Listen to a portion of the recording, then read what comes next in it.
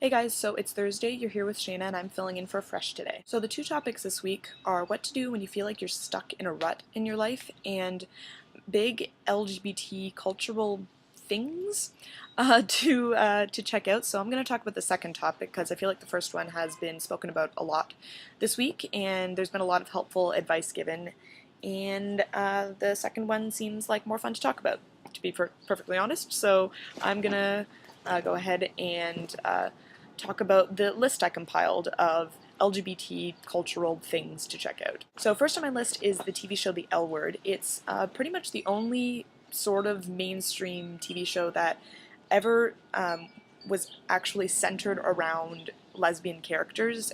Almost every character on that show, every main character anyway, is a lesbian, and basically it's like the lesbian version of Sex and the City. So if you like Sex and the City or kind of TV shows like that, then you will most likely really like The L Word. On that same token, there is a reality show version of The L Word called The Real L Word. Clever. It's centered around these lesbians in LA mostly, just kind of doing their thing, living their lives. If you like shows like sort of The Hills and Jersey Shore, or if you just like people who exploit their private lives for your entertainment, then I suggest you check out the show because you will probably like it. There's also Hannah Hart.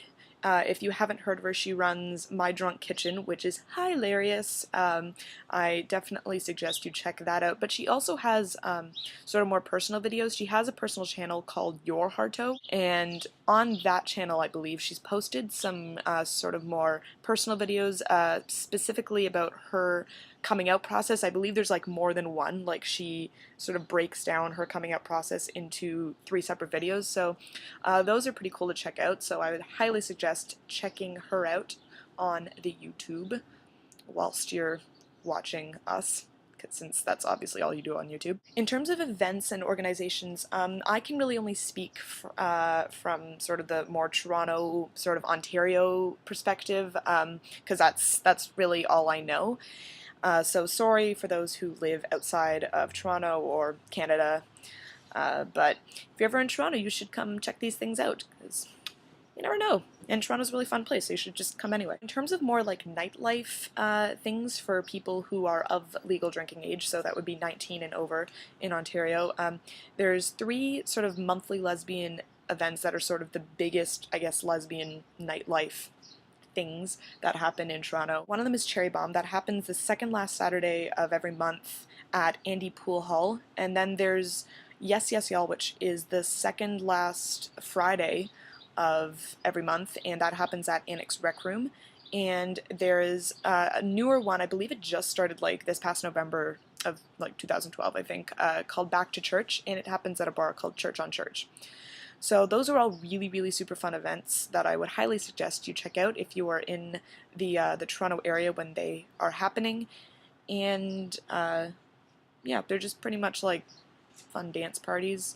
Cherry Bomb and Back to Church play more like top 40, like pop, house and electro kind of music, and Yes Yes Y'all is more like hip hop, R&B, and dancehall and stuff like that. So whatever your taste is, there's something for you. So you should check those out because they're super fun. So in terms of organizations, I can think of a few. One of them is PFLAG, which stands for Parents and Friends of Lesbians and Gays, and I know that title isn't the most like inclusive title, but it's still a really good organization, particularly for those with maybe family or friends who are maybe attempting to understand LGBT culture and sort of your journey with your sexual orientation. I know in Toronto they have a lot of sort of support groups and support services for friends and family of LGBT people to sort of help them understand what they're going through. So that might be... Sorry, my dog just went nuts. So that might be a good thing to maybe guide your parents or your friends or just anybody in your family or friends group towards, to maybe help them better understand sort of your point of view and where you're coming from and your experience. Another organization is a Toronto-based one. Again, sorry, people outside of Toronto. It's called Supporting Our Youth, and it provides a lot of services for LGBT youth in particular.